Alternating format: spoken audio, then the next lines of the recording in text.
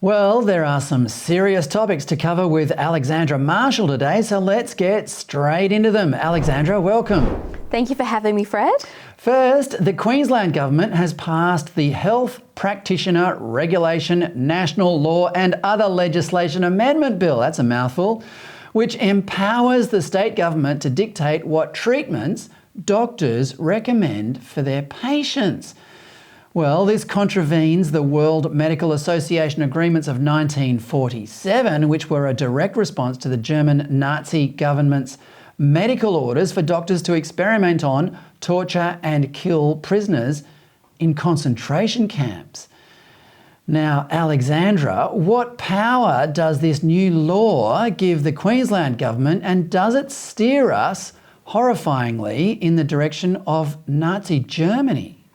Well, they could have saved some time by calling it the Medical Tyranny Bill, because that's what it is. And it has disturbed doctors because they will no longer have the freedom to say what they think. When it comes to medical advice, they must now follow the medical advice of the government, of the state, which is a position that nobody wants to be in because, as we know, the government never makes mistakes and they're always right about everything. But yes, this is one of those things that even the AMA has called it complete lunacy, because it's controlling doctors and medicine from a centralised authority that is not an expert authority. And as you say, it does bring us into shades of what went wrong in the last century when it came to medical practitioners.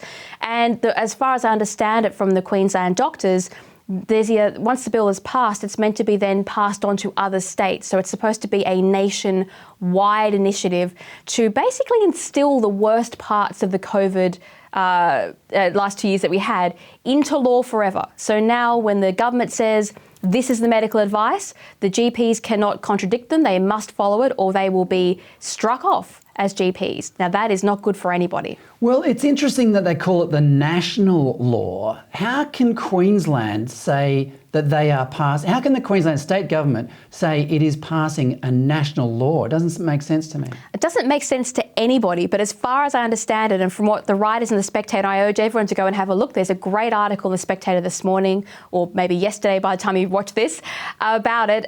It is meant to be a national bill, so it will be adopted by the other state premiers, and so I'm not sure how they managed to wrangle that, but that's what Queensland has gone and done. And the real point, Fred, is we all expect Queensland Labor government to be quite tyrannical. I mean, we've seen plenty of evidence that they're tyranny. But the Liberals supported the bill, and the Liberals were told what this bill contained and how dangerous it was, and they still went ahead of it, and their explanation was, well, it has some good things in it.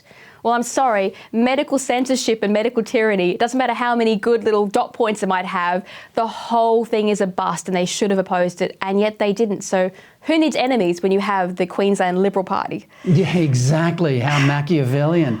Well, we're already becoming acclimatised to this kind of politics, because during COVID, politicians and bureaucrats threatened doctors with deregistration if they spoke out against the official narrative that the virus was deadly and the experimental vaccines were the only solution.